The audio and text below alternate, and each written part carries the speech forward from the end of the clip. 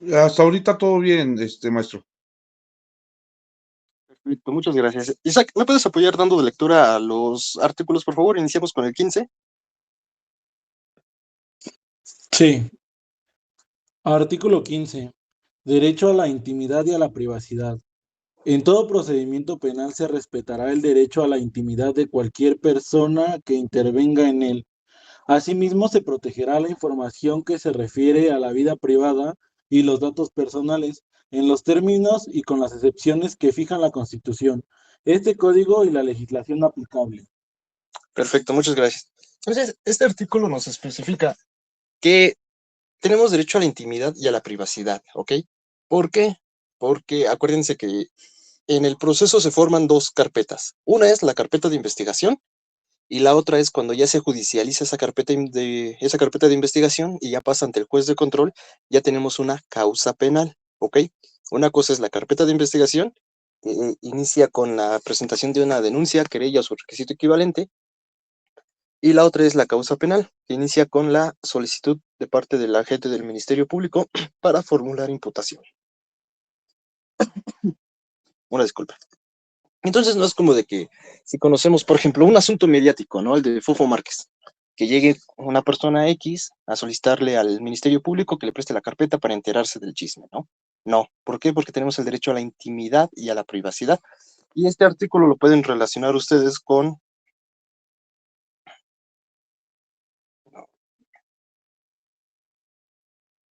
el artículo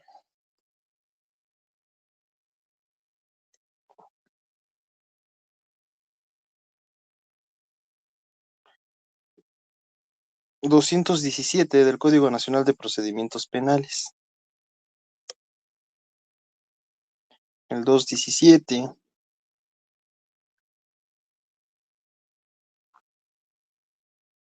y esto protege pues tanto nombres, domicilios y medios de notificación de las partes que intervienen en el proceso penal.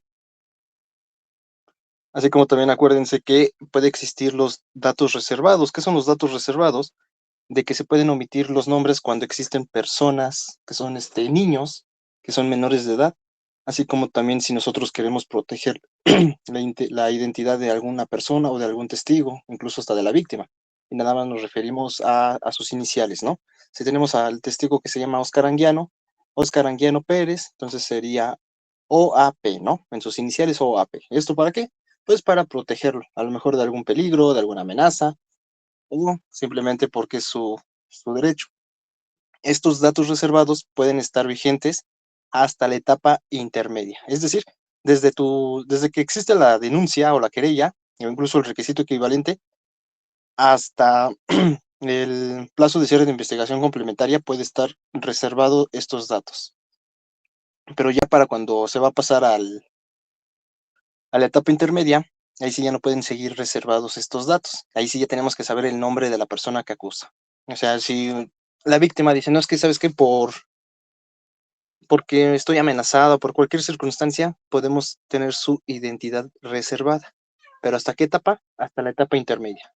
Nada más. Ya en juicio, ya no puede estar con identidad reservada. Ya tenemos que saber quién es la persona que nos acusa, que está señalando, quién va a ser el testigo, quién estuvo presente en el lugar de los hechos, quién es el perito incluso, no sé, cualquier circunstancia que se requiera que los datos sean reservados. Acuérdense, desde la presentación de la denuncia o desde la formulación de imputación, pueden ser reservados. Ya llegando a etapa intermedia, ahí sí ya no pueden ser reservados. El siguiente artículo, por favor, Isaac. Igual, si van teniendo dudas, por favor, activen su micrófono, por favor, ya que no veo aquí la pantalla de la reunión.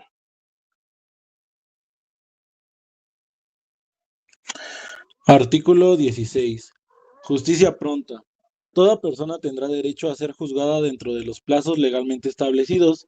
Los servidores públicos de las instituciones de la Procuración e impartición de justicia deberán atender las solicitudes de las partes con prontitud, sin causar dilaciones injustificadas. Perfecto, muchas gracias. Este artículo lo pueden ustedes relacionar con el artículo 17 constitucional. El artículo 17 constitucional nos habla acerca de lo que es el acceso a una justicia pronta, rápida y expedita. Y pues nosotros como abogados no leemos lo de gratuita, ¿verdad? únicamente es derecho a una justicia pronta, rápida y expedita. Entonces aquí el artículo 16 pueden relacionarlo con el artículo 17 constitucional. Y es que todas las personas tenemos derecho a ser juzgada dentro de los plazos legalmente establecidos. ¿Alguien que quiera participar y que me diga cuáles son esos plazos establecidos para que podamos ser juzgados? O sea, ¿qué artículo o cuál es el plazo que tenemos para que nos dicten sentencia? O para que se investigue.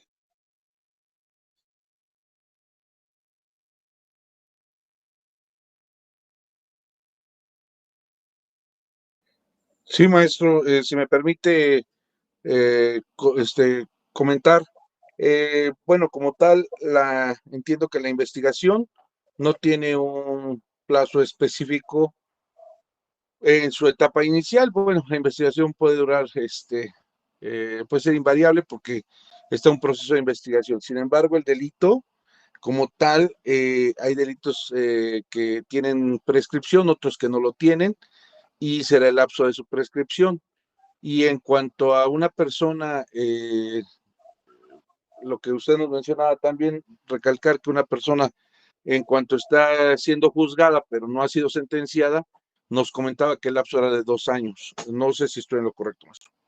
Okay. Ese es el plazo de duración que tiene que establecer, perdón, es lo que tiene, el plazo que va a durar la prisión preventiva, sea justificada u oficiosa, ¿ok? Nada más puede durar 2 años, salvo que ahí para mí es algo, em, algo inconstitucional, que dice, ahí si ustedes van al artículo 20, apartado B, fracción 4 y 7, si no mal recuerdo, de la Constitución, ahí nos establece de que la prisión preventiva va a durar máximo 2 años, ¿ok?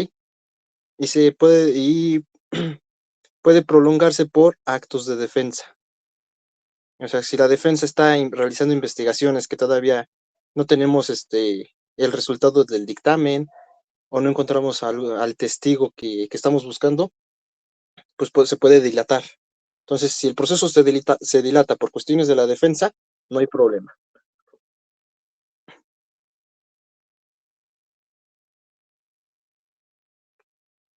Pero si el artículo 20, apartado B, ahí nos establece de que el plazo que va a durar la prisión preventiva justificada u oficiosa es de 2 años.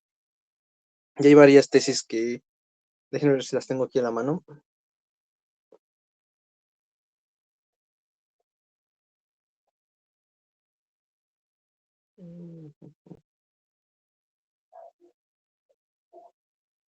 Díganme, todos saben buscar jurisprudencia, si todos sabemos, ¿verdad? Cómo acceder al portal y qué es una jurisprudencia, una tesis, número de registro, rubro y demás. ¿Sí o no? Sí. Sí, Lick. Perfecto.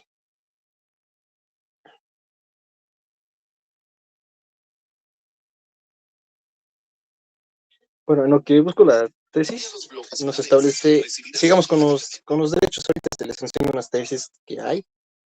Entonces, pues, todos tenemos derecho a ser juzgados dentro de los plazos establecidos, ¿ok?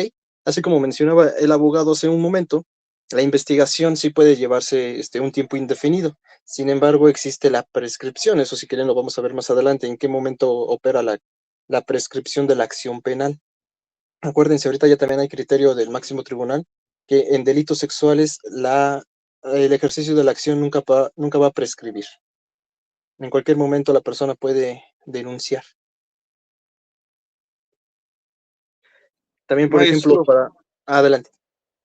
perdón, si me permite nada más, el artículo 20, fracción B, y es, apartado B, fracción séptima, si me permite mencionarlo, dice, será juzgado antes de 4 meses si se tratare de delitos cuya pena máxima no exceda de 2 años de prisión, y antes de 1 año si la pena excediere de ese tiempo, salvo que solicite mayor plazo para su defensa. ¿Ese es el párrafo sobre el que nos estaba hablando, maestro? Sí, no seas malito, busca por favor la fracción cuarta de ese mismo apartado, por favor. Y miren, supuestamente, en lo que el abogado nos hace favor de buscar la fracción, habla sobre la prisión preventiva, de 2 años. Miren, si tenemos un delito que es menor de 2 años, se tiene que dictar una sentencia definitiva, supuestamente, dentro del término de 4 meses. Pero si la pena es mayor a 2 años, tenemos que ser juzgados en 1 año. Es lo que establece la Constitución. Sin embargo, esto nunca llega a la práctica. ¿Y saben por qué? Por la carga laboral que tienen los juzgados, porque no se ha hecho el descubrimiento probatorio en tiempo y forma, porque el perito no ha rendido su dictamen, y porque se han estado cambiando de defensas, porque cambiaron al Ministerio Público y el nuevo que llegó no tiene conocimiento de la carpeta y necesita 2 meses para imponerse a la misma, y por X circunstancia. Nosotros ahorita tenemos un asunto de un homicidio que está detenido desde el año 2022, ya lleva 3 años y apenas estamos en espera de que nos dicten día y hora para audiencia de juicio oral. Imagínense, 3 años en el que no tenemos sentencia. ¿Y esto por qué? Porque la carga del trabajo del Tribunal de Enjuiciamiento es bastante. ¿Sí encontramos la fracción, compañero? Sí, es correcto, maestro. Es la fracción cuarta. Nos menciona, se le recibirán los testigos y demás pruebas pertinentes que ofrezca, concediéndosele el tiempo que la ley estima necesario al efecto y auxiliándosele para obtener la comparecencia de las personas cuyo testimonio solicite en los términos que señala la ley. Bien, gracias. Y aquí nos habla, ¿no?, sobre el efecto de ofrecimiento de medios de prueba. Y nos dice que podemos ofrecer cualquier medio de prueba. Obviamente ahí también viene implícito.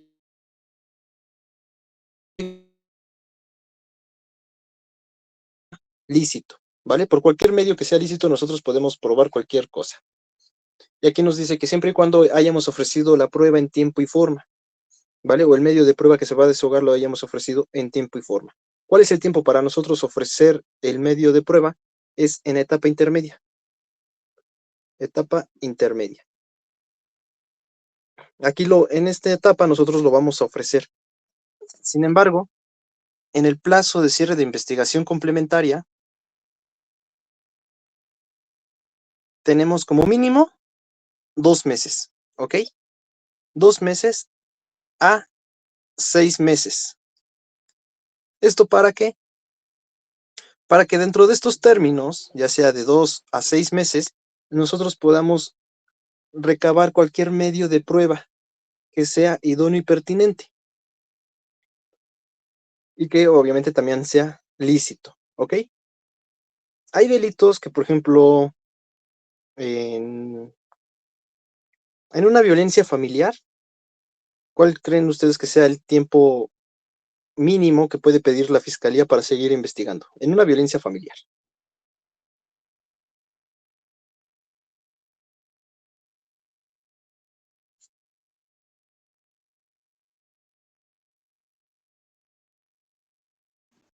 ¿Un mes? Como mínimo, ¿no? O sea, ¿por qué un mes? Porque miren, en los datos todo va aumentando. ¿Cómo les puedo decir? El nivel de... Ay, es que se me fue la palabra. Pero a ver, si se los explico a ver si me acuerdo. Miren.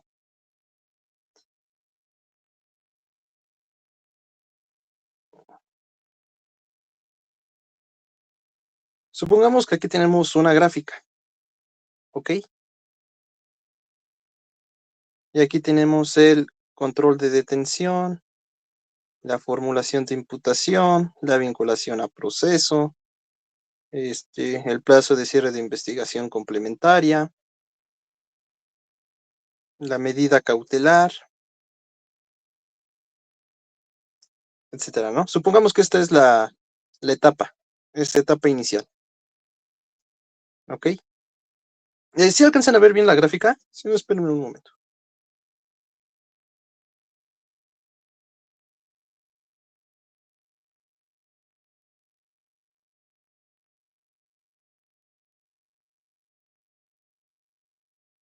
¿Sí ven el pizarrón? Sí se ve, maestro. Sí, bueno. Muchas gracias. Entonces, supongamos que aquí tenemos aquí acá, ya, ya me acuerdo cómo es.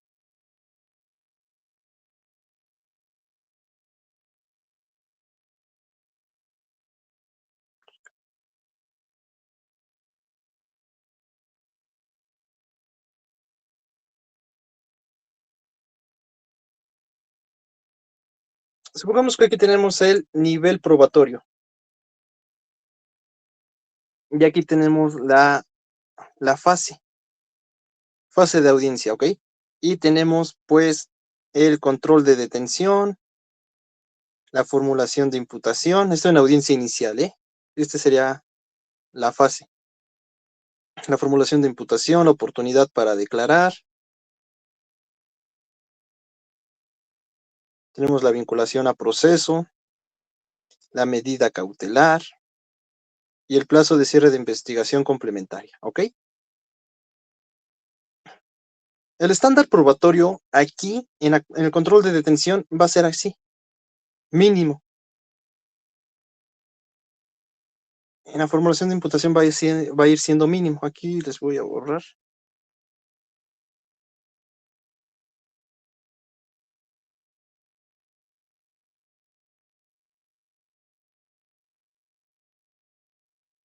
Supongamos que aquí ya tenemos etapa intermedia y aquí tenemos juicio oral, ¿ok?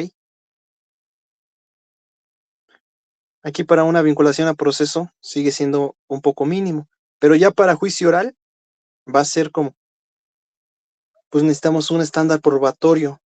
Ya en juicio oral sí tenemos algo, de acuerdo a la libertad probatoria, ya no tiene que ser un estándar mínimo probatorio, sino que ahora sí que el medio de prueba o la prueba que se desahogó tiene que generar convicción en el juez y ya no algo mínimo. Así va, dependiendo la fase, va aumentando el nivel probatorio. Ya para la etapa de juicio oral, ya necesitamos un nivel probatorio eficaz, idóneo, pertinente, lícito y que genere convicción al órgano jurisdiccional que está enjuiciando. Pero les digo, o sea, para un control de detención, el estándar probatorio es mínimo. ¿Por qué?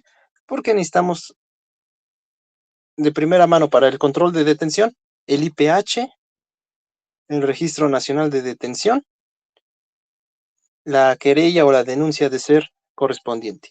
Y en donde nosotros o el Ministerio Público se va a apoyar más es en el IPH. ¿Por qué el IPH? Porque ahí vienen las circunstancias de modo, tiempo y lugar en la que la persona fue detenida. Y el Registro Nacional de Detenciones, ¿a qué hora fue puesto a disposición? También existe en la carpeta de investigación lo que es la constancia de llamada. Porque acuérdense que por mandato constitucional, artículo 21 de la Constitución, la policía actúa bajo el mando y conducción del Ministerio Público. Cuando detienen en flagrancia a una persona, el Ministerio Público tiene la obligación de informar, perdón, el policía tiene la obligación de informar al Ministerio Público que se encuentra detenida tal persona en tal lugar, siendo tal hora y demás circunstancias. Y el Ministerio Público le va a ordenar que busque algún medio de prueba, como puede ser a lo mejor si tenía narcóticos, a lo mejor si tenía un arma, si el arma en la persecución la arrojó mientras iba corriendo y lo detuvieron 10 metros más adelante. Entonces que busquen algún indicio, ¿vale? Pero si en la carpeta de investigación no viene esta llamada, todo lo que hizo el Ministerio Público, perdón, el policía, ¿qué es? ¿Sería ilícito? Exactamente, sería ilícito y sería nulo. Eso ya sería materia de nulidad. ¿Por qué? Porque no tenemos la certeza de que realmente, más bien, no existe la constancia de llamada. Jamás el policía le dio su parte informativa por llamada al Ministerio Público. Y el policía no puede recabar medios de prueba. ¿Por qué? Porque no fue ordenado por el agente del Ministerio Público. Sin embargo, algo que a nosotros nos funcionó en audiencia es que sí venía la constancia de llamada. Sí decía el Ministerio Público que a las 22 horas de tal día recibió una llamada por parte del policía. Y en el IPH decía lo mismo, ¿ok? El IPH decía las circunstancias de modo, tiempo y lugar en la que la persona fue detenida y que a las 22 horas el policía le llamó al Ministerio Público. Pero ¿qué creen que es lo que no venía en estas dos? Tanto en el IPH como en la constancia de llamada.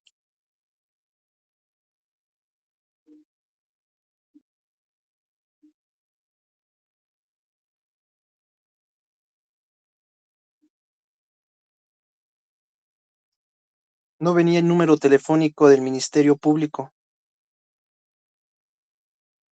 Porque ellos, no el personal, sino el número telefónico institucional.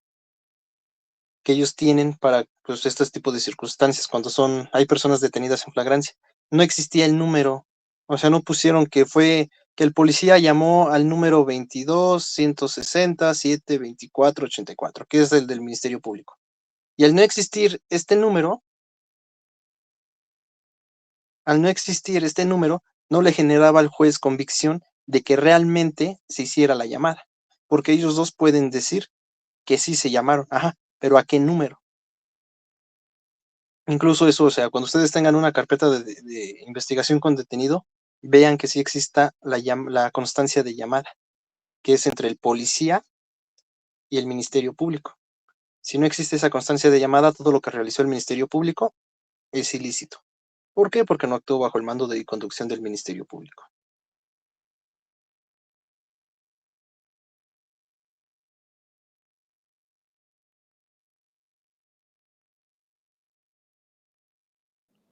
Perdón, maestro, una duda. En el caso, por ejemplo, yo me encuentro en la ciudad de Tlaxcala. En el caso de las carpetas de investigación que se desarrollan en Tlaxcala, no se maneja esta constancia de llamada. Generalmente lo que hace el policía es de que presenta su informe policial homologado, presenta su registro nacional de detención, presenta su constancia de lectura de derechos, presenta su información de que hizo su resguardo de pertenencias y muchas veces, bueno, también hacen en algunas ocasiones el registro de uso de la fuerza, pero no manifiestan esto que nos está comentando ahorita de la constancia de llamada. Lo que sí he visto, por ejemplo, en el estado de Puebla, que allá sí se maneja esta constancia. Sí, miren, y eso ustedes chequenlo y debátanlo, porque vean.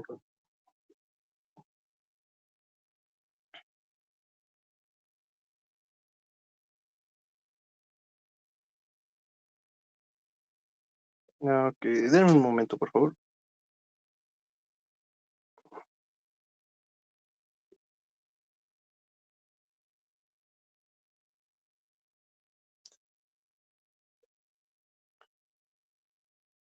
Aquí tenemos que la investigación, artículo 21 constitucional, la investigación de los delitos le corresponde a quién?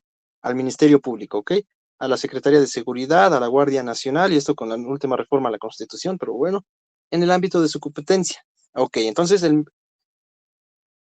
la Secretaría de Seguridad Pública, ¿ok? Del Ejecutivo Federal, a la Guardia Nacional y a los policías municipales, estatales, tal, tal, pueden investigar delitos, va, ok, pero siempre y cuando actúen bajo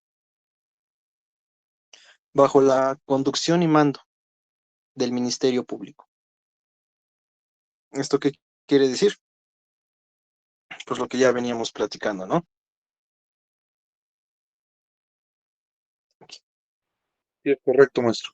El Ministerio Público va a investigar cualquier delito, ¿ok? Pero tienen que actuar bajo el mando y conducción los policías del Ministerio Público. Y cuando es en flagrancia, ¿cómo podemos asegurarnos de que realmente actuaron bajo mando y conducción? Ah, pues con la constancia de llamada. Pero es lo que sucede también, por ejemplo, lo que nos comenta el compañero es que en Tlaxcala no manejan la constancia de llamada. En Puebla sí se maneja, en la Ciudad de México también se maneja. Incluso hasta hay muchas personas que dicen que aunque el código es nacional, cada estado tiene su código nacional de procedimientos. ¿Por qué? Porque hay diferentes criterios de juzgadores para llevar a cabo una audiencia. En Tlaxcala se abre audiencia únicamente ¿para qué? Para tomar protesta del cargo como defensores. Aquí en Puebla no, en Puebla presentamos nuestro escrito, si es que nos van a nombrar fuera de audiencia, presentamos nuestro escrito y ya nos dicen que tenemos el término de 3 días para ir y protestar el cargo. Y ya vamos ante el secretario bueno, aquí se le conoce jefe de causas, presentamos ya la cédula, el INE, y ya nos toman protesta de cargo. Y allá en Tlaxcala no, allá abren una audiencia únicamente ¿para qué? Para individualizarnos y protestar cargo. Entonces hay diferentes criterios de los juzgadores para llevar a cabo una audiencia. Pero ustedes pueden empezar a debatir esto cuando tengan detenido. tienen que irse a la constancia de llamada. La constancia de llamada es una hoja cualquiera que viene en la carpeta de investigación, ¿eh? En esta carpeta de investigación, así viene, constancia de llamada. Pero no la vayan a confundir ustedes con la constancia de llamada que tiene el imputado para avisar de que está detenido y hay que comunicarse con un familiar y que este familiar contrate pues, a un abogado o un defensor particular para que vaya a resolver, bueno, para que vaya a ver su situación ante el Ministerio Público, sino que es la constancia de llamada de que efectivamente la policía tuvo una comunicación con el Ministerio Público, informándole que tal día, hora y en tal lugar detuvieron a Juanito Pérez. Y ya el policía, el MP, le tiene que ordenar a la policía que realicen actos de investigación. ¿Cuáles son los actos de investigación? Que busquen testigos, indicios, que vean ahí en el lugar de los hechos si hay cámaras de vigilancia y demás actos de investigación. ¿Ok? Pero ustedes empiezan a debatir esto. Si ven que no viene la constancia de llamada, esto no nos puede generar convicción de que efectivamente hubo una comunicación, de que el, perdón, no puede generarnos convicción de que el Ministerio Público ordenó esos actos de investigación. Y así lo pueden chispar. Nosotros hemos chispado, bueno, hemos obtenido la libertad de varias personas porque no viene esta constancia de llamada.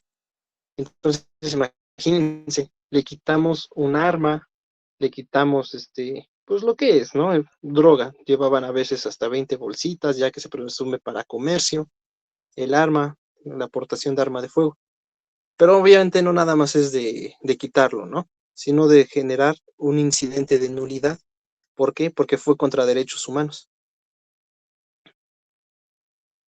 ¿Y cuál es el derecho?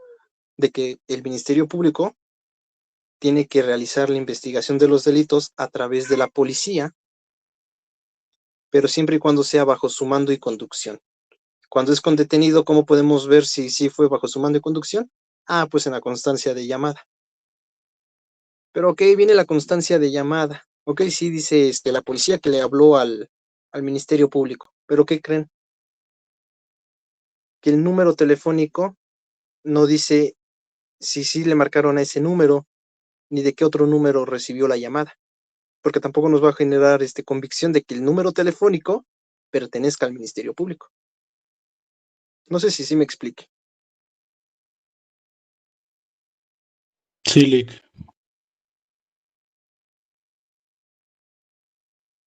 Sí, perdón, maestro, en relación a lo que nos comenta de la constancia de llamada, obviamente antes de la audiencia, nosotros también sería prudente que eh, constatáramos esa veracidad de que efectivamente pertenece a oficinas del Ministerio Público y no se trata de algún número particular.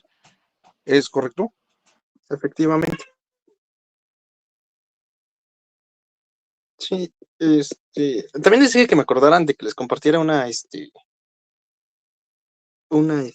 diapositivas y no me acuerdo de la verdad que otros documentos, pero Isaac, antes ya les había mandado yo a ustedes una constancia de llamada de una carpeta, no sé si la tengas a la mano. Creo que no, Lick. No, ok, no seas malito, me acuerdas y ahorita se las mando en el grupo y les explico por audio para que vean cómo es una constancia de llamada. Vale, pero me acuerdan, por favor. Sí, yo lo recuerdo, Lick. Porque si no, terminando la clase, nos vamos, les mando foto de la constancia de llamada.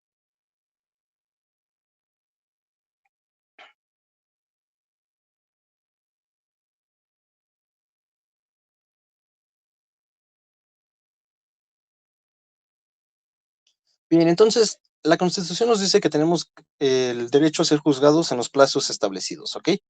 Ya vimos que el artículo 20 constitucional nos dice que de 4 meses si la pena es menor o igual a 2 años, ¿no? Y 1 año, ¿para qué? Por si es que la pena es mayor a 2 años. Es decir, en estos plazos supuestamente nos tienen que dictar sentencia. Si no somos juzgados en este plazo, pues hay un criterio que establece que no se puede anular el juicio porque ya se excedió el tiempo, sino de que pues obviamente se está llevando a cabo las jornadas de juicio. Pero pues les digo eso, estos plazos son prácticamente letra muerta porque por la carga de trabajo que existe en los juzgados, pues es imposible que en 4 meses o un año nos dicten una sentencia. Igual dice que podemos aportar cualquier medio de prueba en los plazos establecidos. Ok, les digo que el plazo de cierre de investigación complementaria es de 2 meses a 6 meses. Déjenme agregar a un compañero. Entonces tenemos de 2 a 6 meses, ¿para qué? Para realizar actos de investigación. Pero ¿qué sucede si el MP pidió 3 meses? Supongamos 3 meses, ¿ok? El MP y la defensa estuvieron de acuerdo en 3 meses.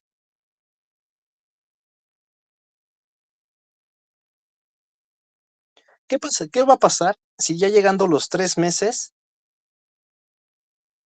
la defensa todavía no cuenta con pruebas suficientes y requiere más tiempo para investigar?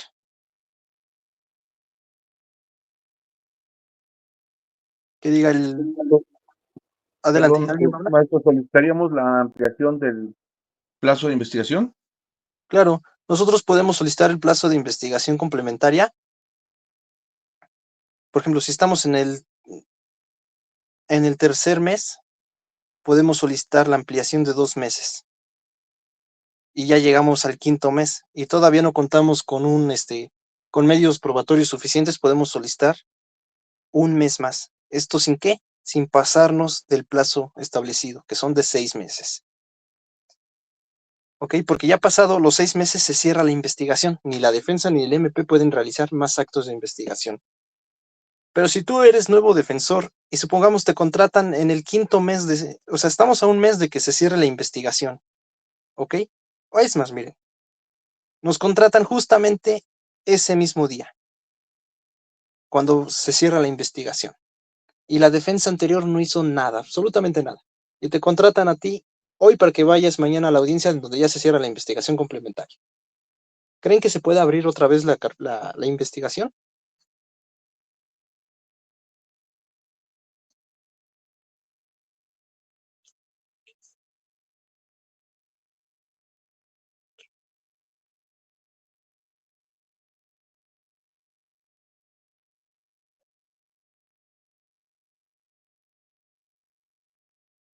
¿Cómo ven? ¿Sí o no?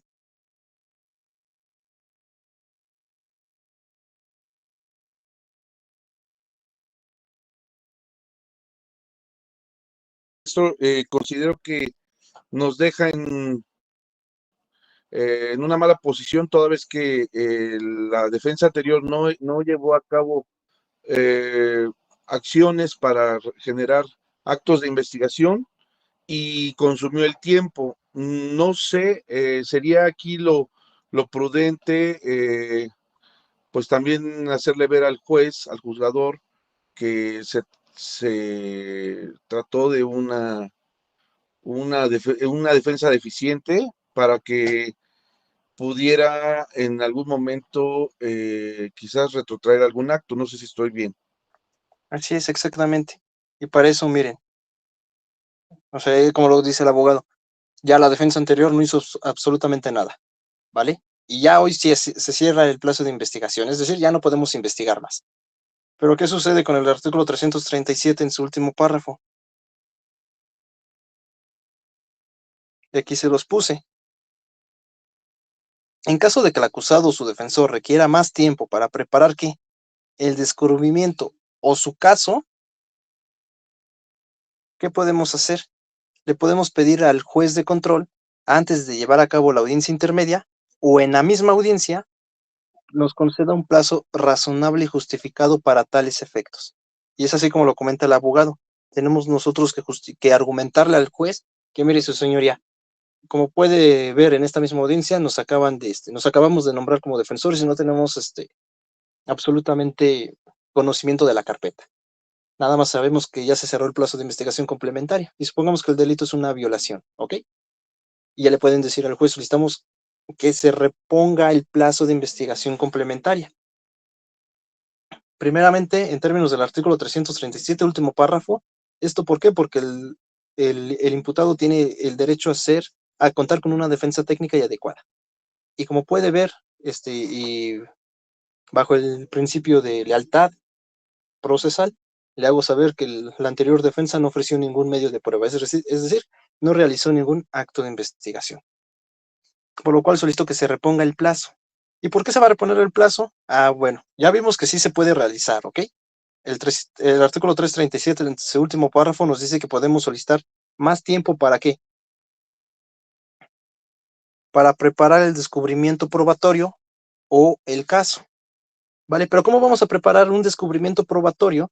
El descubrimiento probatorio, eso lo vamos a ver en etapa intermedia, pero el descubrimiento probatorio consiste en darnos a conocer entre las partes, es decir, imputado, defensa, Ministerio Público, asesor jurídico y víctima, cuáles son los medios de prueba que se van a desahogar en audiencia de juicio oral, o cuáles son los que pretendemos nosotros desahogar. A lo mejor nosotros tenemos 3 testigos que van a decir que ese día de los hechos el señor estaba en otro lugar, ¿vale? Distinto a donde sucedieron los hechos. Y el Ministerio Público tiene un video, pero ese video pues no teníamos conocimiento de él. Bueno, entonces, para irnos a audiencia de juicio oral, nos tiene que correr traslado con todos los medios de prueba que el Ministerio Público y nosotros vayamos a ofrecer, ¿ok? Es decir, si yo voy a ofrecer un video, le tengo que correr traslado en la etapa intermedia al Ministerio Público para que él tenga conocimiento de ese video. Y ya después él puede excluirlo o dejarlo pasar. Obviamente eso lo vamos a ver más adelante en la etapa correspondiente. Pero miren.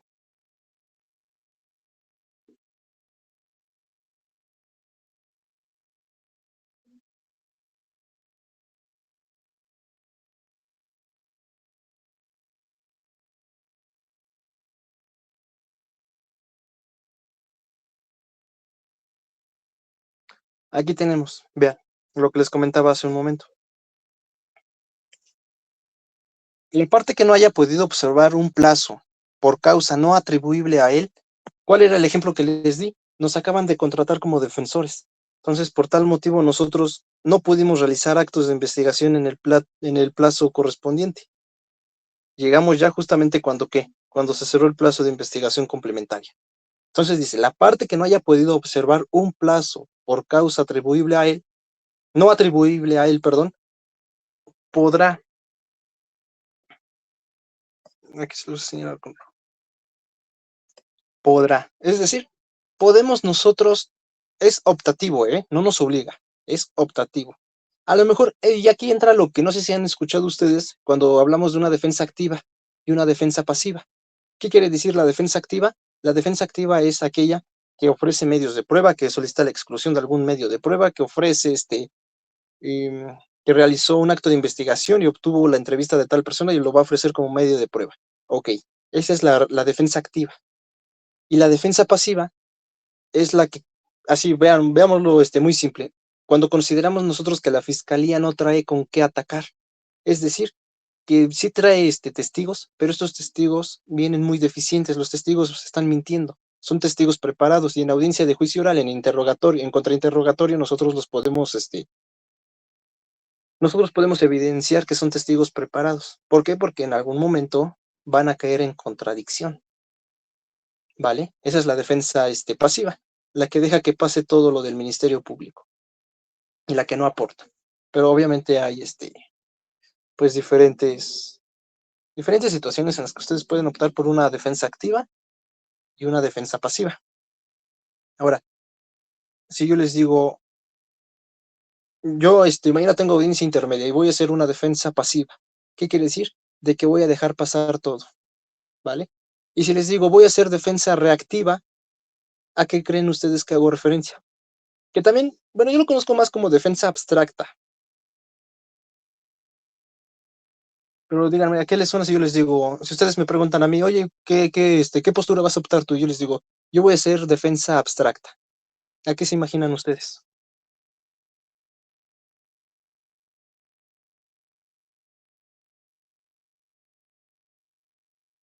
Acuérdense, defensa activa, la que aporta pruebas, medios de prueba. Defensa pasiva, la que deja pasar todo lo del Ministerio Público, buscando que en interrogatorio se demuestre la contradicción de declaraciones.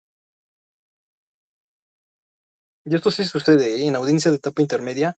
Hay veces en las que les dice el juez de control, defensa su teoría del caso. Bueno, mi teoría del caso es tal y tal y tal. Que déjenme decirles que la teoría del caso ni siquiera existe en el Código Nacional de Procedimientos Penales. La teoría del caso es optativa. Así, como ustedes como defensa, yo les recomiendo que simplemente digan, cuando lleguen a etapa intermedia y el juez les diga, defensa, su teoría del caso, su señoría, esta defensa se reserva la teoría del caso para demostrar lo pertinente en audiencia de juicio oral. Y ya después el Ministerio Público, el juez le da la palabra al Ministerio Público, le dice, Ministerio Público, su teoría del caso. Sí, su señoría, esta defensa va a acreditar más allá de toda duda razonable que el día tal, tal y tal y tal. ¿Vale? Pero nosotros no, porque nosotros estaríamos casi revelando cuál sería nuestra estrategia. Por ejemplo, en un asunto que tenemos de homicidio, la Fiscalía dice que el día 9 de febrero del año 2020, el señor se encontraba en el lugar de los hechos porque él fue el que disparó el arma. Pero nosotros en audiencia de juicio oral vamos a demostrar que primero, el señor no estaba en el lugar de los hechos. Segundo, los hechos no sucedieron como lo dijo el Ministerio Público. Pero si nosotros lo decimos en audiencia intermedia, ya sabe el Ministerio Público por dónde nosotros nos vamos a ir. Va a decir, la defensa me va a atacar que no estuvo en el lugar de los hechos. Entonces yo tengo que preparar a los testigos para que digan que el señor sí estuvo en el lugar de los hechos y no vayan a regarla. Por eso es que ahí en la etapa intermedia, la teoría del caso, cuando nos digan su teoría del caso es susceptible o es mejor, decirle que nos reservamos la teoría del caso para hacerlo valer en audiencia de juicio oral. Y en juicio oral, en los alegatos de apertura, ahí sí ya vamos a decir que esta defensa demostrará más allá de toda duda razonable, más allá de toda duda razonable, que el señor sí no estuvo presente en el lugar de los hechos por tales circunstancias. Vale, ya en su teoría, en sus alegatos de apertura, la Fiscalía pues trae ya los suyos, ¿no? Pero no antes, ¿por qué? Porque si no estaríamos revelando nosotros nuestra estrategia. Pero obviamente eso es opcional, ¿ok? Entonces, si yo les digo, yo voy a hacer una defensa abstracta, ¿a qué se imaginan ustedes? O les pongo un ejemplo.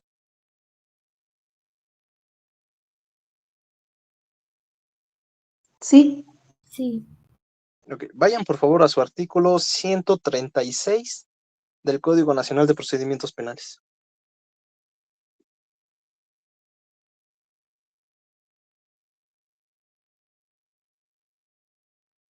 ¿Alguien que le pueda dar lectura? Artículo 136, consultores técnicos. Exactamente. Si por las circunstancias del caso, las partes que intervienen en el procedimiento consideran necesaria la asistencia de un consultor en una ciencia, arte o técnica, así lo plantearán al órgano jurisdiccional. El consultor técnico podrá acompañar en las audiencias a la parte con quien colabora para apoyarla técnicamente. Vale, muchas gracias. Entonces, miren, vean. Defensa activa. ¿Qué quedamos? Que es aquella que aporta pruebas, ¿ok? Vale, la Fiscalía tiene un dictamen en toxicología que dice que la persona que fue violada se encontraba ese día bajo los efectos de una sustancia, ¿vale? Que esa sustancia provoca que la persona caiga en un sueño muy profundo. Ok, somos una defensa activa. Señor Juan, mire, vamos a necesitar 20,000 pesos para un dictamen en toxicología para que vean que esta persona o el medicamento que según aparece ahí en el dictamen no da estos efectos. Sí, sale, se le paga al perito, realiza su dictamen y ya tenemos 2 dictámenes, ¿ok? El de la Fiscalía que dice que sí, que ese medicamento sí produce sueño y el de nosotros que dice que ese medicamento no produce sueño por tales circunstancias. Vale. Defensa pasiva, vamos a dejar que pase el dictamen porque a lo mejor le encontramos un error, porque a lo mejor el número de cédula no pertenece al perito, ¿sale? A lo mejor, y me sucedió en etapa intermedia que el número de cédula profesional no corresponde a ese perito. Su nombre sí, pero al buscar su cédula profesional corresponde a una maestra. ¿Y por qué? Porque a la Fiscalía se le fue poner un número, y por ese número, el número de cédula profesional varía. Entonces nosotros al llegar a la audiencia de juicio oral le vamos a decir, perito, es usted perito, ¿verdad? De la Fiscalía, sí. ¿Y usted cuál es su área? No, pues en toxicología. Perfecto. Perito, ¿me puede decir, usted cuenta con número de cédula profesional, ¿verdad? Sí. ¿Me puede decir su número de cédula profesional? Sí, es 921402. Ok. pero la viene ofrecido en el auto de apertura a juicio oral y en acusación dice 92015. Entonces, usted no es este perito, ¿verdad?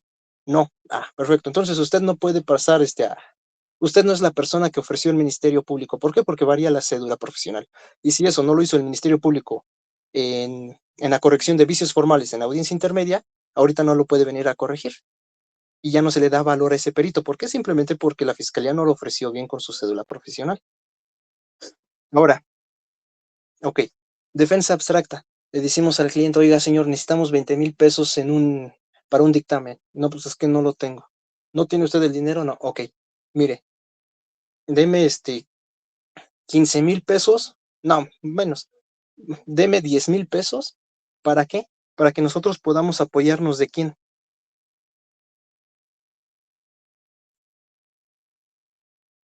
¿Del consultor técnico?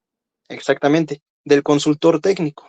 Ok, es decir, nosotros vamos a buscar al perito en toxicología y vamos a decir, mira, no tenemos dinero para pagarte un dictamen, pero te voy a dar 10,000 pesos para que tú vayas conmigo en audiencia y me puedas decir qué preguntas le podemos realizar al perito, ¿vale? ¿Cuál es su grado de fiabilidad de su dictamen? ¿Cuál es su técnica su método para que realice su dictamen? ¿Por qué debe de darle por qué se le debe de dar valor probatorio? ¿Dónde estudió? No sé, cualquier circunstancia que el perito que nosotros contratemos crea prudente realizarle la pregunta en contrainterrogatorio. No sé si me entienda. Sí, sí, básicamente bueno, yo entiendo en lo personal que nosotros dominamos esta parte de la norma jurídica, sin embargo, no tenemos la expertise, por ejemplo, en las ingenierías o etc., etc., y nos vamos a apoyar del experto para que podamos atacar el dictamen o la persona que tenemos en juicio, que se supone, bueno, en teoría es el experto. ¿Es correcto, maestro? Así es, pero es que miren, o sea, si el experto va a hacer el dictamen, pero la persona no cuenta con el efectivo o con el recurso económico, bueno, a lo mejor le decimos, oye, pero pues ve con nosotros a la audiencia y ahí apóyanos, ¿no? A lo mejor en preguntarle esto, en preguntarle tal circunstancia. Ah, bueno, y ya nos va a cobrar menos. Igual y ahí sí ya tiene el recurso, ¿ok? Pero ¿qué sucede si le decimos, pues mira, dame 10,000 para que vaya el consultor técnico? No, pues es que tampoco los tengo.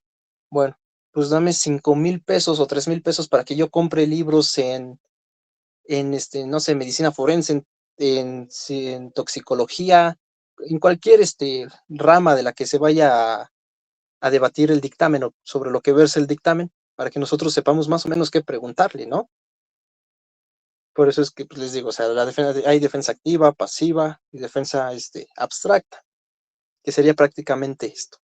Sin embargo, o sea, no necesariamente necesitamos nosotros optar por una defensa abstracta para apoyarnos de consultores técnicos. Nosotros en cualquier momento podemos llevarlo. Por lo regular siempre se lleva en juicio oral, ¿ok? Pero en cualquier etapa nosotros podemos solicitar al órgano jurisdiccional que vamos a necesitar de un consultor técnico, a lo mejor porque por la circunstancia del caso nosotros necesitamos apoyarnos de un consultor técnico, ¿ok? Lo que antes sucedía en el sistema tradicional, antes no existía la figura de defensor, sino que antes era persona de confianza, ¿ok? Y cualquier persona podía defender a Juanito Pérez, cualquiera, ¿eh? Sin embargo, ya con la reforma y la implementación de este nuevo sistema penal acusatorio, ya se necesita que la defensa sea licenciado en Derecho, con cédula y título profesional.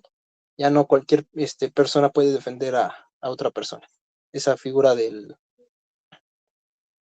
persona de confianza dejó de existir y ahora ya se necesita cédula y título profesional en Derecho para hacer defensa.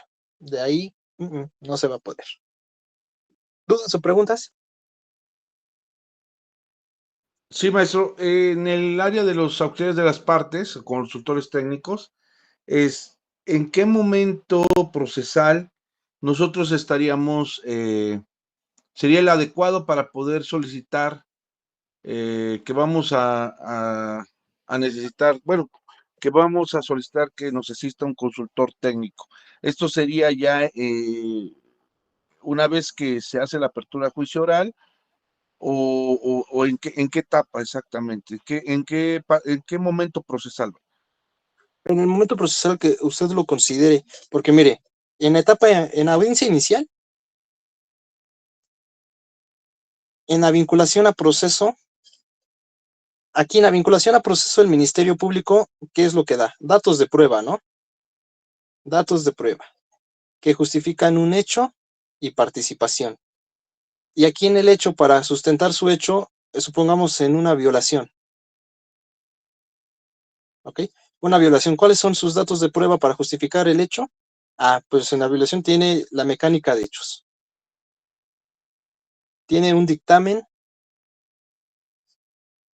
en victimología, en psicología, en... el que ¿cómo se llama el que realizan para fluidos? Bueno, no recuerdo ahorita. Supongamos que también tenía uno de toxicología, ¿ok? ¿Medicina forense? No. Ajá, no, pero es para ver, que analizan a la persona, o sea, no me acuerdo, pero es así como de lesiones. Bueno, el MP cuenta con todos estos dictámenes, ¿ok? Y nosotros nos vamos a la duplicidad del término de 144 horas. A lo mejor y nada más podemos ofrecer el dictamen en victimología, ¿vale? Pero aquí necesitamos de un consultor técnico en psicología que nos va a apoyar en audiencia inicial para decirle que el dictamen no tiene metodología. La fiabilidad es menor al 50%. Y no sé, cualquier otra circunstancia que se desprenda de este dictamen. Pero para eso nos va a ayudar una persona que es licenciada en psicología. Y al momento de la audiencia inicial pueden decirle al juez, bueno, al momento que van a iniciar la audiencia, de que los acompañe el consultor técnico en términos del artículo 136, el licenciado en psicología de nombre Rodolfo Tal, ¿vale? Pero ya le están diciendo al juez por qué es un consultor técnico. Porque a lo mejor tiene maestría o doctorado en psicología, ¿vale? Y ahora, en la etapa intermedia, de ahí, pues aquí ya no se va a ofrecer medios de prueba, sino más bien ya no se van a aquí ya nada más van a debatir sobre la exclusión y admisibilidad de los medios de prueba. En otra etapa va a ser en juicio oral. En juicio oral, ahí sí ya pueden decirle al órgano jurisdiccional por qué van a necesitar a un técnico, a un consultor técnico. ¿Por qué? Porque van a realizar preguntas respecto a los medios de prueba que ofreció el Ministerio Público. ¿Sí me explicó? Sí, maestro. Vale. Si la audiencia es una revisión de medidas cautelares, pues ahí no se va a ofrecer un consultor técnico, ¿vale? Porque ahí por lo regular nada más se aportan datos de prueba que justifican el arraigo domiciliario, familiar, conyugal, laboral, etcétera. Y aquí, pues obviamente no se necesita un consultor técnico, pero en donde sí es en la vinculación a proceso, porque nos ofrecen medios de prueba. Y nosotros no somos expertos en toxicología. Necesitamos que una persona nos acompañe para ver qué preguntas se le pueden realizar al perito en toxicología. Y aquí, pues en juicio oral. ¿Ok?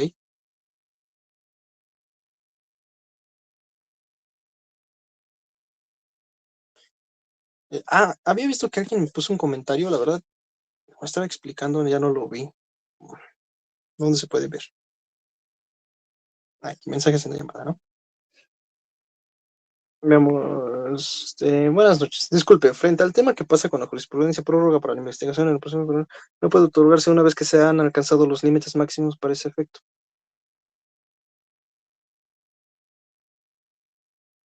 Pero es que miren, a lo que voy es esto, exactamente Ricardo. Miren el artículo 96.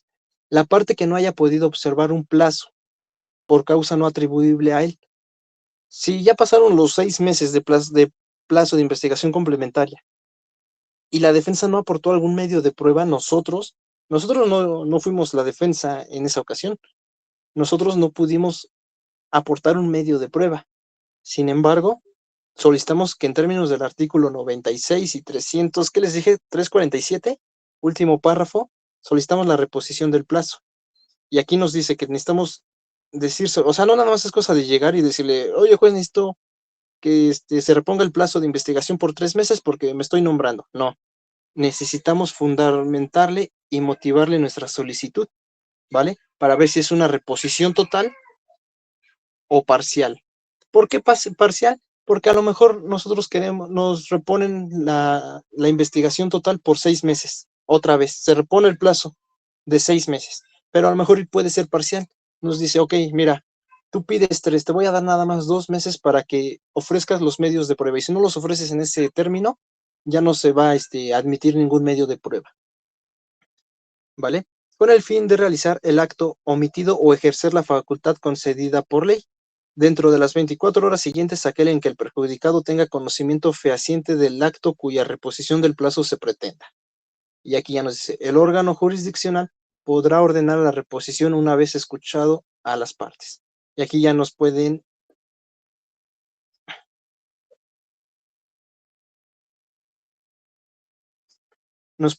dar la reposición que total o parcial, o nos la pueden negar, ¿vale? Pero siempre y cuando que no sea atribuible a nosotros. Y vean, lo mismo me sucedió en un asunto, vean, ya se había cerrado la etapa intermedia, ¿ok? Y contratan a este nuevo abogado en diciembre. Ay.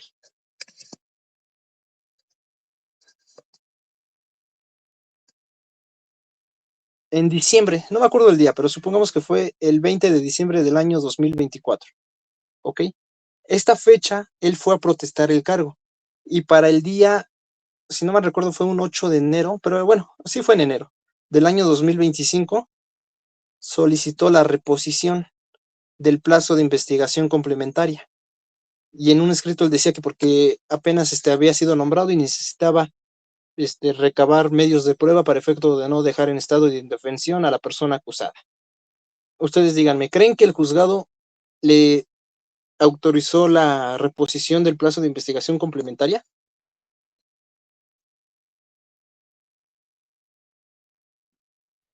Bajo esos argumentos, seguramente no. Exactamente, no se los dieron, pero no por esos argumentos. ¿Por qué creen?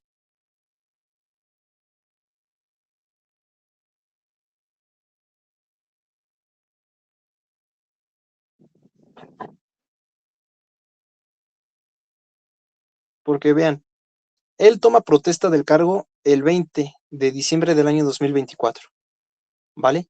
Ya había acusación. Y en acusación, pues ahí viene, o sea, la acusación es, de forma resumida, los hechos y cuáles son los medios de prueba que el MP va a ofrecer en audiencia. Es decir, ya todos los medios de prueba que realizó el agente del Ministerio Público como técnica de investigación son los que va a ofrecer, ¿ok? Y en etapa intermedia ya nada más se va a discutir sobre la admisibilidad o exclusión de estos medios de prueba. Ok, entonces ya había acusación. La acusación está desde abril del año 2024, pero por X o Y, esta audiencia se han estado difiriendo y difiriendo. Entonces a él lo contratan el 20 de diciembre del año 2024. Y el 8 de enero solicita la reposición del plazo. Y se la niegan. ¿Por qué creen que se la negaron?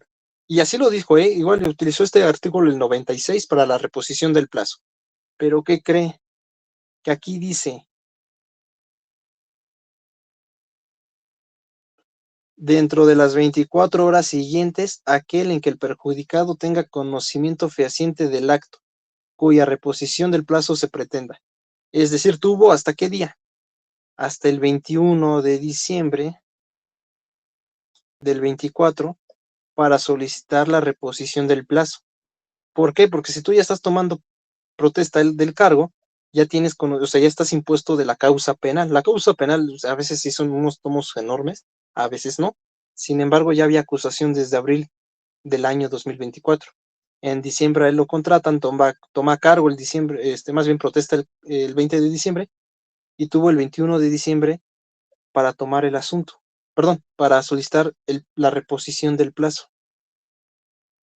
¿Por qué? Porque nada más es dentro de las 24 horas. Sin embargo, no lo hizo dentro de las 24 horas, imagínense, lo vino a hacer casi 15 días después. Y el juzgado le dijo, no se te concede. Y bajo esta misma tesitura, se los juro, nada más recuérdenme y les mando un extracto de que le dice, tú tuviste conocimiento del asunto el 20 de diciembre, por lo tanto ya estabas consciente de que había una acusación y tuviste el término prudente para solicitar la reposición del plazo en tiempo y forma, pero no que lo vienen a hacer casi 15 días después. Ya nosotros nos contrataron en enero igual, y ya nada, les digo, ya nada más estamos esperando audiencia de juicio oral. Pero por eso es que tengan cuidado ustedes con los términos. ¿Alguna duda o pregunta?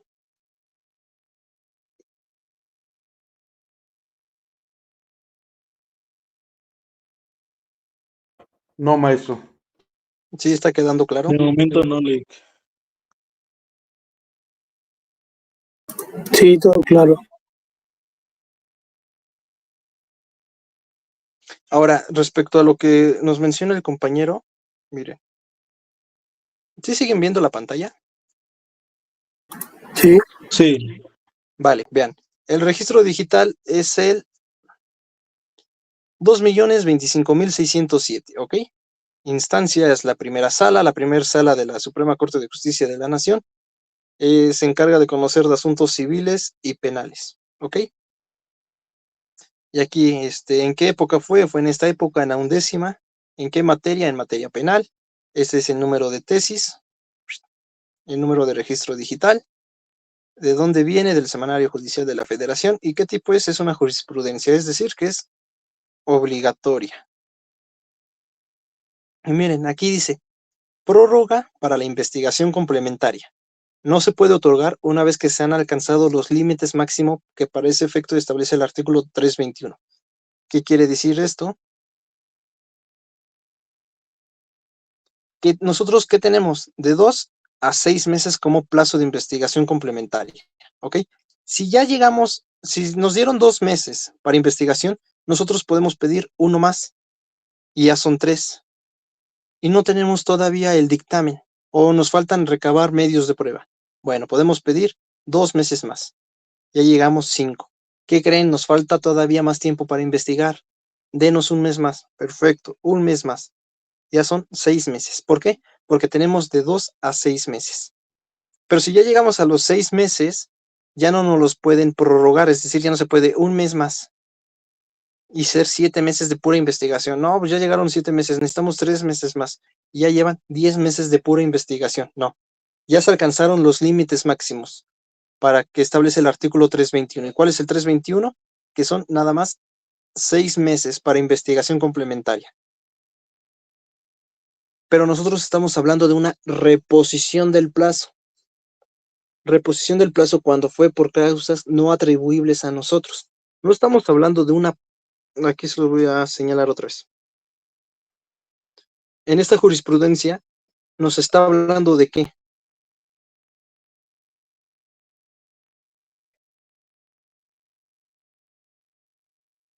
De una prórroga, ¿ok? Que la prórroga no tiene que superar los 6 meses. Sin embargo, nosotros estamos hablando de una reposición del plazo.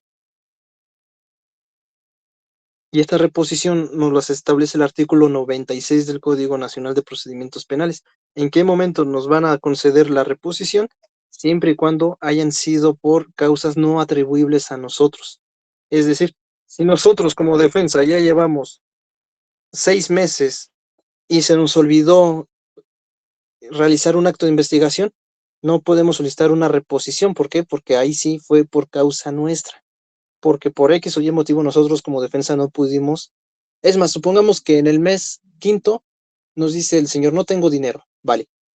5 días antes de que fenezcan los 6 meses nos dice, ¿sabe qué? Ya tengo el dinero para el dictamen en tal.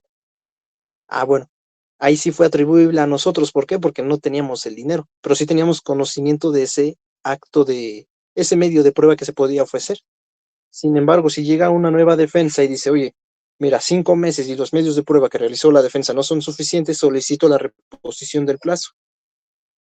Y aquí ya en la reposición del plazo tiene que ser fundada y motivada de por qué necesitamos una reposición total o parcial. Les digo total, igual y hasta nos dan los 6 meses nuevamente. O parcial y nos dice nada más te doy 2 meses para que tú puedas realizar actos de investigación. Esa es la diferencia en esa tesis, que la jurisprudencia más bien nos establece sobre una prórroga cuando ya se superaron los 6 meses. Pero cuando existe una reposición del plazo por causas que no fueron atribuibles a nosotros, por supuesto que es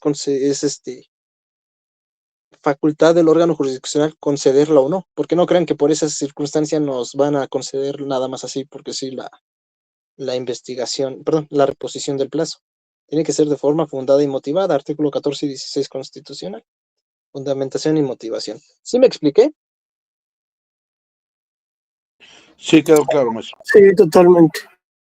Ok, Sí, no sé si, muchas gracias. No sé si el Lic Ricardo está en la reunión y para ver si sí quedó qué es lo que sucede con esa jurisprudencia. Les digo, una cosa es la prórroga y otra la reposición.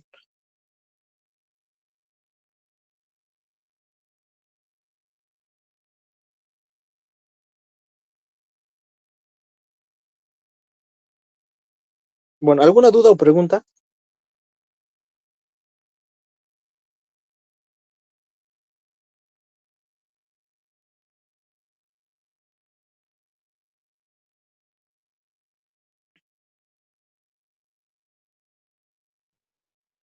Isaac, ¿puedes leer el artículo 17, por favor? sí. Artículo 17. Derecho a una defensa y asesoría jurídica adecuada e inmediata. La defensa es un derecho fundamental e irrenunciable que asiste a todo imputado. No obstante, deberá ejercerlo siempre con la asistencia de su defensor o a través de éste. El defensor deberá ser licenciado en Derecho o abogado titulado con cédula Pues hay tantito, un profesional. momento, por favor, hay tantito. A ver, miren, créanme que no es por ser chismoso, de verdad, se los juro que no. No sé si la mayoría, pues, yo creo que sí, sigue a abogados de TikTok y no sé si conocen a este Rafael Satara. No sé si han escuchado de él. En lo personal, no, maestro. Bueno, No, Lic. aquí nos dicen No, que la defensa... adelante, ¿alguien quería hablar? no, solo afirmé que no, tampoco lo conozco. Bueno. Tomó un asunto en etapa intermedia y dice el señor, incluso el asunto es muy sonado, es de un grupo vulnerable que se defendió solo. Es decir, mientras estaba dentro de prisión, estudió Derecho y se defendió. Y ahí les va, miren. Nos dice que la defensa es un derecho fundamental e irrenunciable. El imputado tiene derecho a contar con un defensor, puede ser particular o de oficio, ¿vale? Si no tiene los medios o el recurso económico para contratar uno particular, el Estado le va a designar a un defensor de oficio y no puede él renunciar a esto. ¿Por qué? Porque es su derecho a contar con una defensa técnica y adecuada, ¿vale? No obstante, deberá ejercerlo siempre con asistencia de su defensor o a través de este.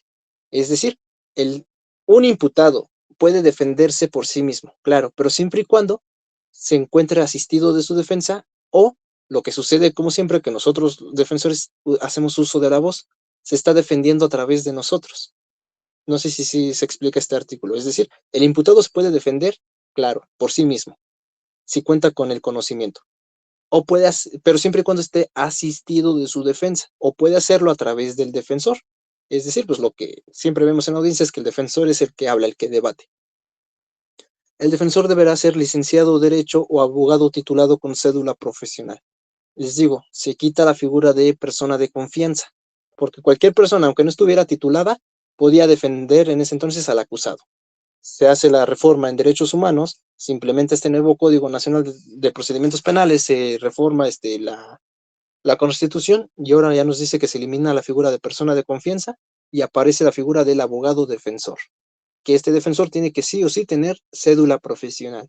Si ustedes tienen su Código Nacional de Procedimientos Civiles y Familiares, vayan al artículo 666, ya nos dice que para litigar en este nuevo Código Nacional cuando se ve en conflicto los intereses de los niños o hayan menores de edad, la defensa o la defensa tiene que ser especializada en el nuevo Código Nacional. Y ahí nos habla igual de una defensa técnica y adecuada. Y eso lo pueden revisar en su nuevo Código Nacional de Procedimientos Civiles y Familiares. Sin embargo, en este Código Nacional de Procedimientos Penales nos habla de que el imputado tiene el derecho a contar con una defensa técnica y adecuada, sí o sí, con cédula profesional. Yo les digo, si el defensor está diciendo puras tonterías, que no aporta nada relevante al debate, o que se queda en manifiesto que no sabe del sistema, del código, del nuevo sistema, no nuevo, porque ya lleva más de 15 años, pero si se ve que el defensor no conoce de técnicas de argumentación y de litigación, el juez lo puede quitar, es decir, lo puede revocar.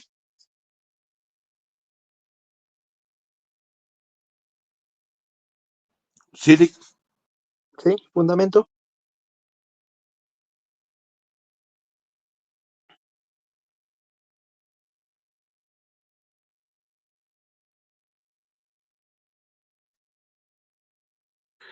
es el que, bueno, no recuerdo ahorita el artículo, es el que nos había mencionado sobre que toda persona tiene derecho a una defensa técnica y adecuada.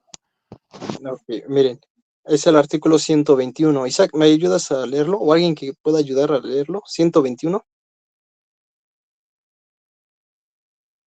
Voy, permíteme tantito. Porque ustedes pueden... 121. Sí, 121.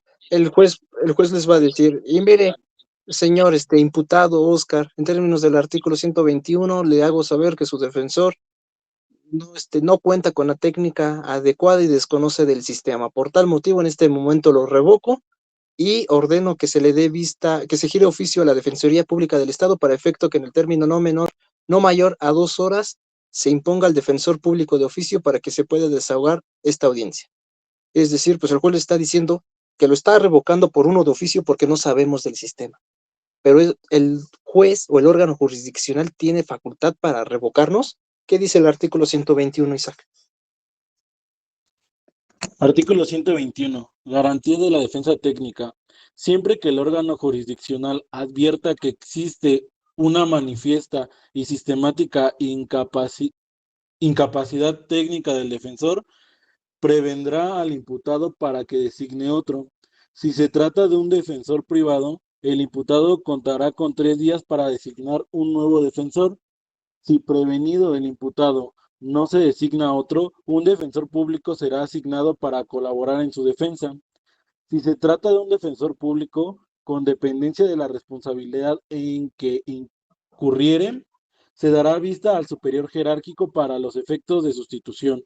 En ambos casos se otorgará un término que no exceda de 10 días para que se desarrolle una defensa adecuada a partir del acto que suscitó el cambio.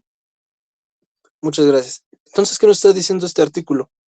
Que el órgano jurisdiccional va a advertir nada más que existe una manifiesta y sistemática incapacidad técnica del defensor y nos va al imputado va a prevenirlo. Ustedes vean audiencias, les voy a compartir unas en las que el juez dice, términos del artículo 121, revoco a la defensa. Oye, a ver, juez, el artículo 121 faculta a usted para advertirle o prevenir al imputado que supuestamente el defensor no cuenta con la técnica adecuada o que desconoce incluso del sistema. Pues, sin embargo, este artículo no le da a usted facultad para revocarme y poner al de oficio, porque para revocarme únicamente es derecho ¿de quién? Del imputado, no de usted, su señoría. Y ya, si el juez le dice, no, pues me vale madre, yo lo voy a revocar, no hay problema, nos vamos al amparo.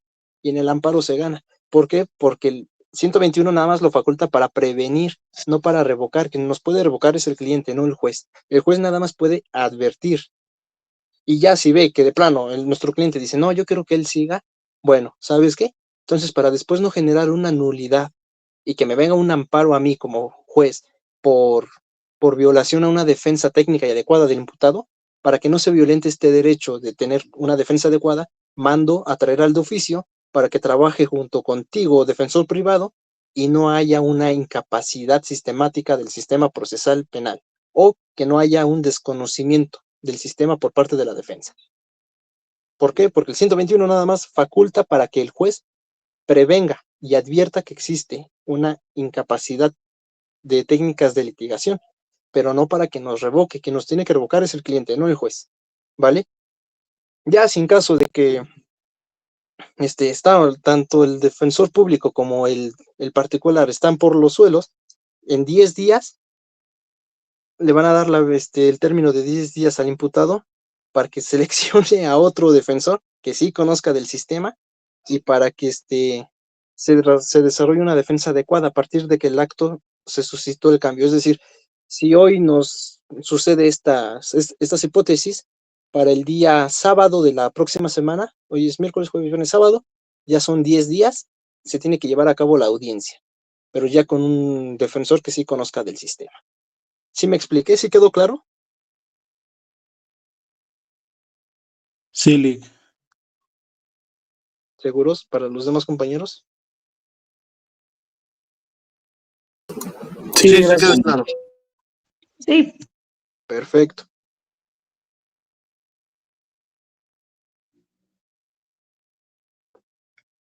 ¿Puedes seguirle con la lectura, Isaac, por favor? Sí. Se entenderá por una defensa técnica la que debe de realizar el defensor particular que el imputado elija libremente o el defensor público que le corresponda, para que le asista desde su detención y a lo largo de todo el procedimiento, sin perjuicio de los actos de defensa material que el propio imputado pueda llevar a cabo. ¿Le Bien. sigo? Ahí tantito, por favor. Entonces, ¿qué dice? Que el defensor particular nos tiene que elegir libremente quién, nuestro cliente, es decir, el imputado, ¿vale? O ya si no cuenta con los medios o el recurso económico para contratar un particular, puede designar al de oficio, ¿vale? Ahora, lee el siguiente párrafo, por favor, Isaac. La víctima u ofendido tendrá derecho a contar con un asesor jurídico gratuito en cualquier etapa del procedimiento en los términos de la legislación aplicable. Vale. Ahora ya vimos que a nosotros como defensores nos pueden cambiar, ¿vale? Ya nuestro cliente o ya de plano el juez, ¿vale? Pero ahora si vamos como asesor jurídico y estamos diciendo pura tontería, ¿nos pueden cambiar como asesor jurídico, sí o no?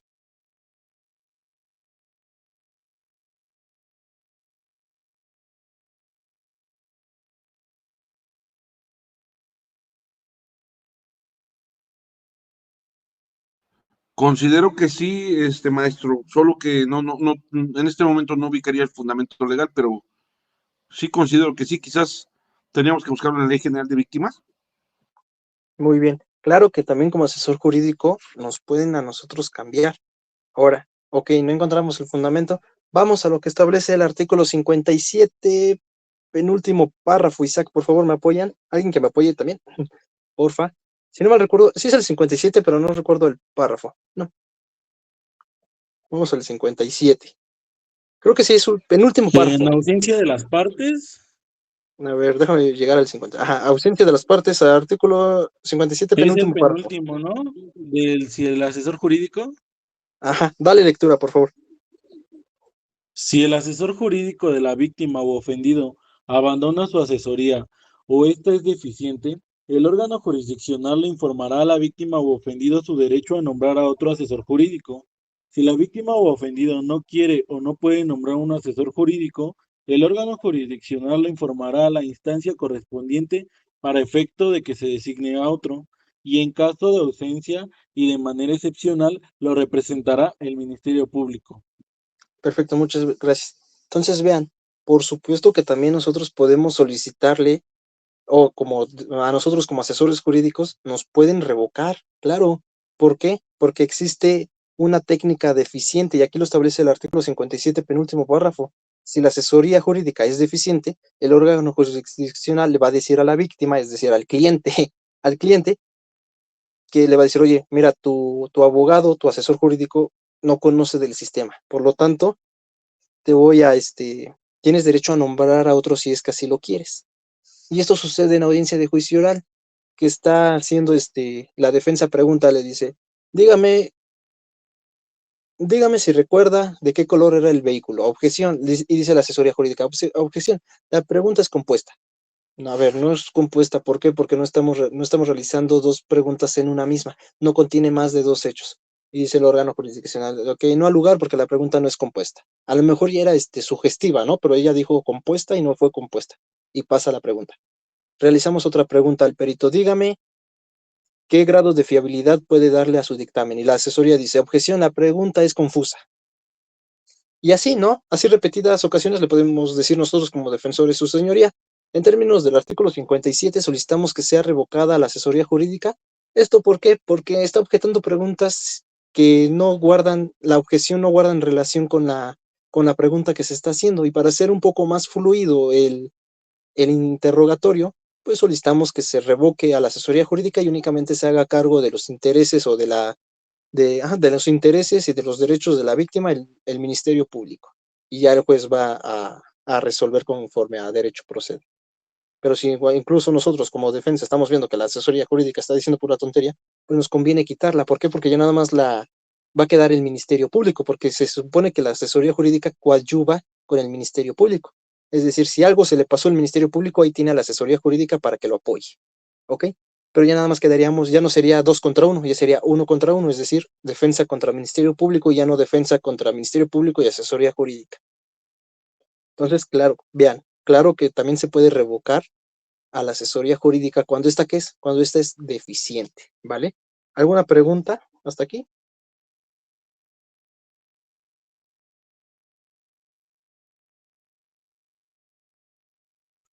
No, Lick.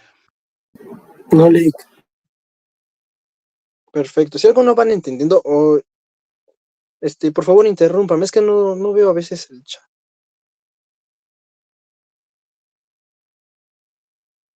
Es que estoy aquí en el pizarrón, pero bien, entonces. Bien, ¿puedes darle lectura al siguiente artículo, Isaac, por favor?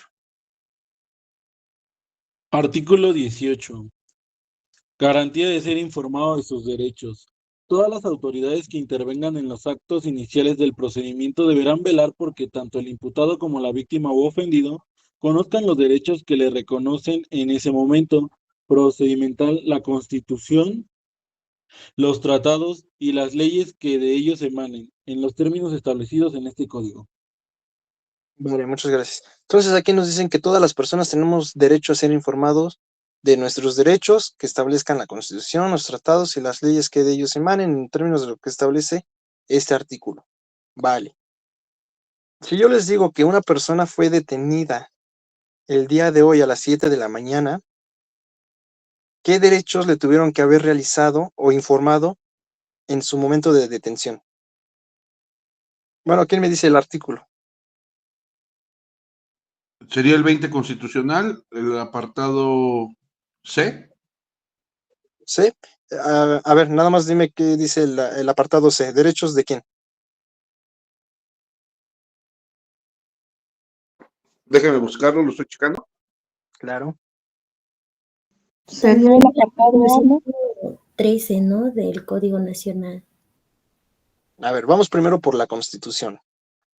Ya el abogado nos está haciendo favor de buscar qué dice el apartado C.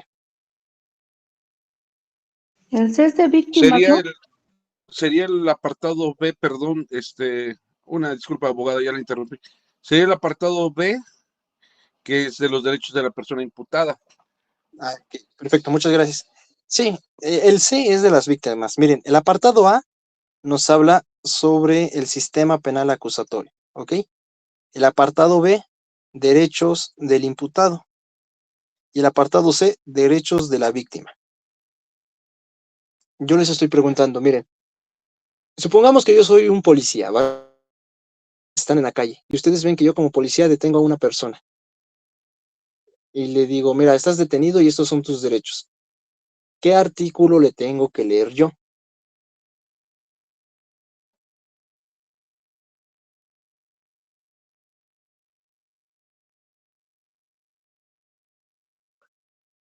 Por lo regular, pues el 20, ¿no? Porque todo el IPH, ahí dice que es el artículo 20 de la Constitución, 20, apartado B, derecho del imputado. Vale. Ahora, y los establecidos en el presente código, a nivel del Código Nacional, ¿qué artículo se le tiene que leer? 113. A ver, ¿cuál es el título del 113? Derechos del imputado. Vale. Entonces, ¿estamos de acuerdo todos que cuando una persona es detenida se le tiene que leer el artículo 113? No, creo que es el 152, ¿no? ¿Qué dice el 152? Puro Artículo título. 152, derechos que asisten al detenido. Vale, entonces, ojo, una cosa es investigado, otra es detenido, otra es imputado, otra es acusado y otra es sentenciado, ¿vale? Por lo regular, pues siempre nosotros lo manejamos como imputado, acusado y sentenciado, ¿ok? Pero ojo, vean, el 152,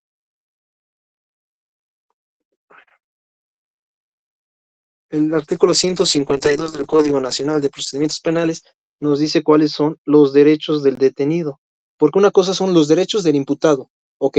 Y ahí, si nos vamos al 113, ahí nos dice cuáles son los derechos del imputado, pero eso ya lo ve de forma general en una audiencia. Si ustedes se van al artículo 152, ahí le dice cuáles son los derechos que le asisten a la persona detenida. Como uno de esos puede ser que tenga derecho a realizar una llamada, ¿no? Derecho a estar en una celda. ¿Por qué? ¿Por qué el 152 y no 113? Porque no todo llega a audiencia, bueno, sí todo, pero hay casos que no siempre llegan a audiencia inicial. Acuérdense que el MP nos puede retener 48 horas, ¿ok? Pero en estas 48 horas, ¿en dónde vamos a estar nosotros? Pues en una celda de seguridad muy distinta a lo que es una prisión. Entonces, un derecho como a nosotros detenidos es estar en una celda digna. Ahí lo dice el 152. Derecho a realizar una llamada, ¿ok? Porque a lo mejor en estas 148 horas dice el MP, ¿sabes qué?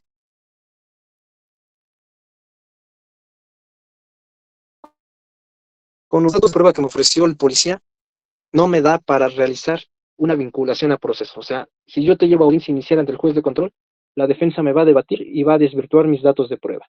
Entonces, ¿sabes qué? Nada más te voy a retener 45 horas en los que yo realizo investigación como de que realmente vivas en este lugar, realmente estés casado, realmente trabajes en este lugar, realmente ganes tanto dinero, no sé, cualquier acto de investigación dentro de las 48 horas. Y tiene que estar la persona en una celda, porque no nos pueden tener ahí en la agencia del Ministerio Público ahí sentados, ahí esposados, no. Tenemos derechos como personas detenidas, artículo 152, y derechos como personas imputadas, artículo 113 del CNPP.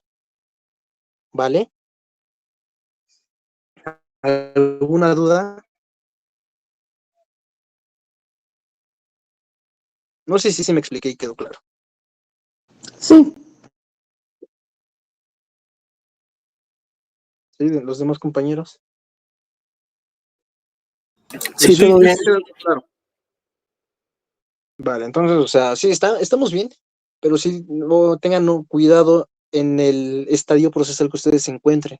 A lo mejor ya están en sede ministerial y a lo mejor el Ministerio Público les va a dar una libertad del 140. Obviamente los vamos a ver más adelante, ¿ok? Les puede dar un criterio de oportunidad. Entonces no son imputados, son detenidos, ¿ok? Pero bien, vamos bien, o sea, lo importante de este curso es que aprendamos todos de nosotros y nos equivoquemos aquí y no ante un juez de control o ante un juez de enjuiciamiento, porque imagínense, aquí nos equivocamos nosotros, no hay problema. Por eso está esto para aprender. Pero ya equivocarnos frente a nuestro cliente, y créanme que hay jueces muy pasados de lanza que le dicen, oye, tu abogado no sabe del sistema, mejor te pongo al de oficio, el de oficio no te cobra nada y sabe más que al que tú trajiste. Se siente de regacho. Pero bueno, artículo 19, Isaac, por favor. Artículo 19. Derecho al respeto a la libertad personal. Toda persona tiene derecho a que se respete su libertad personal, por lo que nadie podrá ser privado de la misma, sino en virtud de mandamiento dictado por la autoridad judicial o de conformidad con las demás causas y condiciones que autorizan la Constitución y este Código. La autoridad judicial solo podrá autorizar como medidas cautelares o providencias precautorias restrictivas de la libertad las que estén establecidas en este código y en las leyes especiales. La prisión preventiva será de carácter excepcional y su aplicación se regirá en los términos previstos en este código. Perfecto, muchas gracias. Entonces nos dice que todas las personas tenemos derecho a gozar derecho, del derecho humano más importante de toda la Constitución. ¿Cuál es? El derecho a la libertad personal. Porque obviamente, o sea, no cuando hablemos nosotros de libertad, quiere decir de nuestra libertad personal deambulatoria, ¿no? También tenemos derecho de propiedad intelectual, derecho de posesión, derecho de portación, derecho de nombre y etcétera, demás derechos. Pero el más importante es nuestro derecho a la libertad personal. Y nos dice que se tiene que respetar ese derecho, ¿ok?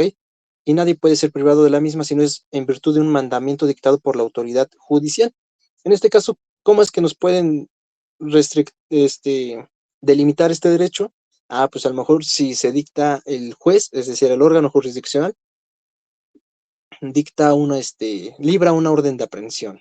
Bueno, ahí se nos va a violar nuestro derecho a la libertad personal, pero es con una causa fundada y motivada, ¿vale? Del artículo 141, fracción tercera, orden de aprehensión.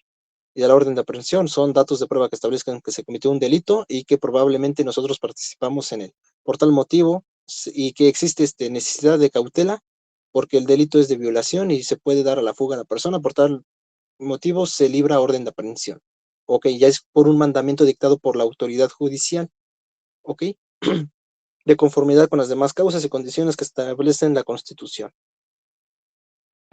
La autoridad judicial solo podrá autorizar como medidas cautelares o providencias precautorias restrictivas de la libertad las que estén establecidas en este código.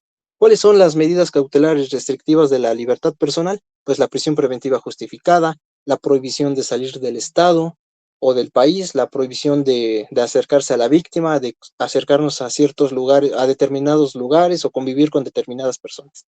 Solamente eso lo puede hacer el juez de control, ¿vale? O el órgano jurisdiccional, pero el juez no puede ir más allá de lo que le faculta la ley, ¿ok? Y ya nos dice que la prisión preventiva será de carácter, ¿qué? Excepcional, y su aplicación se regirá en los términos previstos en este código. ¿Por qué de carácter excepcional es la prisión preventiva? Porque el artículo 155 nos establece 14 medidas cautelares, y el juez tiene que fundamentar y motivar por qué nos impone prisión preventiva justificada. A lo mejor porque, como veíamos en la clase pasada, no contábamos con un arraigo domiciliario, un arraigo familiar, un arraigo laboral, a lo mejor, y nosotros cuando supimos que la persona nos denunció, fuimos y la amenazamos. Ya cuando supimos que el MP judicializó la carpeta y nos mandan a traer para audiencia inicial, fuimos y la amenazamos. Entonces, ¿qué hay? Un peligro para la víctima. Entonces, ¿cuál es la única medida cautelar que nos garantiza que nosotros no presentamos un peligro para la víctima? Pues prisión preventiva justificada. ¿Por qué?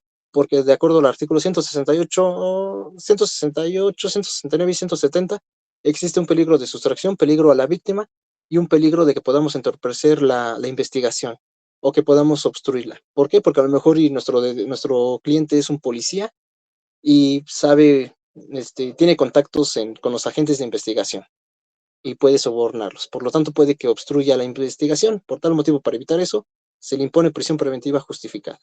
Ah, bueno, ya es de carácter excepcional. Y también el MP se tiene que hacer cargo de por qué las demás fracciones, es decir, del artículo 155, las demás medidas cautelares no son susceptibles a aplicarle. Es decir, ¿y por qué no, para evitar un peligro de sustracción, que venga a firmar los días lunes y viernes de cada semana? ¿Por qué no se puede hacer eso y por qué tu Ministerio Público solicitas prisión preventiva? Y ya ahí se abre el debate y el juez tiene que resolver por qué sí o no es pertinente la medida cautelar que solicita el Ministerio Público. Por eso es que el artículo 19, nos dice que la prisión preventiva va a ser de carácter excepcional y su aplicación se regirá en los términos previstos en este código. ¿Cuál puede ser su aplicación? Pues como ya habíamos visto, de que no puede exceder del plazo de 2 años.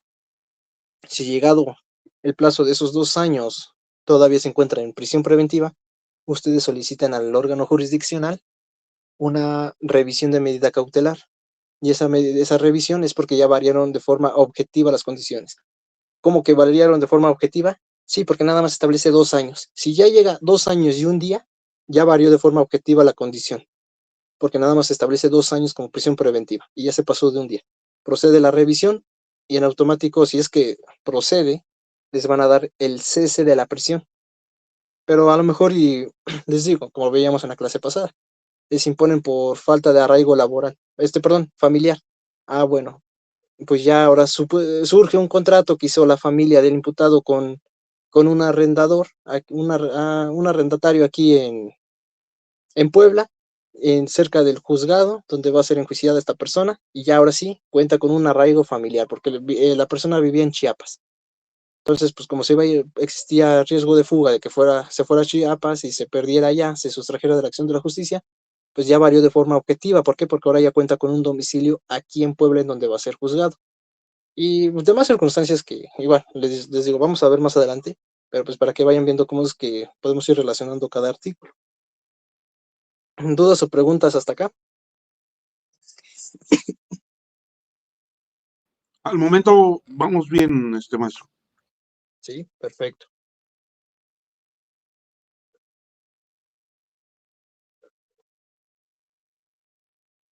Bien, y pues miren, ya llevamos casi ya poquito menos de 2 horas. Yo digo que nos vemos el día viernes. Miren, ahorita tenemos un asunto que está un poco complicado.